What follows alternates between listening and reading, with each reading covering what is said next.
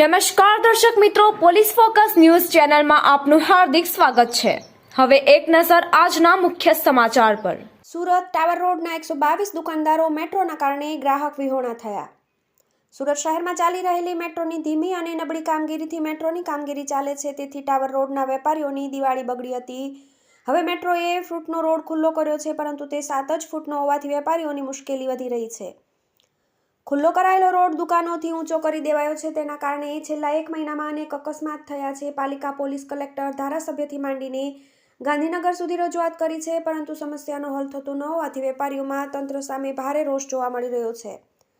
મેટ્રોના કારણે સુરત ટાવર રોડના 122 દુકાનદારો મેટ્રોના કારણે ગ્રાહક વિહોણા થયા છે અને તેઓની મુશ્કેલી પહેલા કરતાં પણ વધી રહી છે। સુરત શહેરનો રાજમાર્ગ એક સમયે વેપારીઓ માટે મોટો ધંધો અને રોજગારી માટે પ્રખ્યાત હતો, પરંતુ હાલમાં મેટ્રોની કામગીરી ચાલી રહી હોવાથી વેપારીઓ માટેની રોનક જતી રહી છે અને હવે મેટ્રોના કારણે વેપારીઓની હાલત કફોડી થઈ રહી છે।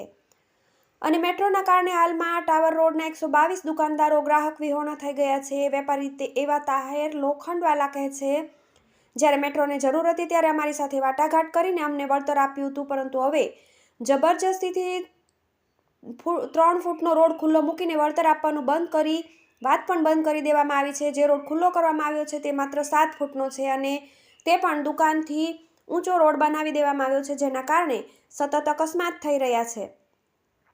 આજે વહેલી સવારે આવા રોડના કારણે એક વાહન સીધું દુકાનનું શટર પર ટકરાયું હતું, જેના કારણે દુકાનનું શટર તૂટી ગયું છે। છેલ્લા 1 મહિનામાં 30 જેટલા નાના મોટા અકસ્માત થયા છે, તેના કારણે કેટલીક દુકાનોના શટર અને કેટલાક દુકાનોના બોર્ડ પણ તૂટી ગયા છે। કેટલાક અકસ્માત તો એવા થયા છે કે દુકાનદારો ઘાયલને હોસ્પિટલ લઈ ગયા છે। આવી ગંભીર સમસ્યા છે અને વેપારીઓએ પાલિકા, પોલીસ, કલેક્ટર, ધારાસભ્યથી માંડીને ગાંધીનગર સુધી રજૂઆત કરી છે, પરંતુ કોઈ પ્રતિભાવ નથી। જોકે આ રોડ એવો બન્યો છે કે ગ્રાહકો પણ દુકાનમાં આવી શકતા નથી કે પાર્કિંગ કરી શકતા નથી, તેથી વેપારીઓની હાલત કફોડી થઈ રહી છે।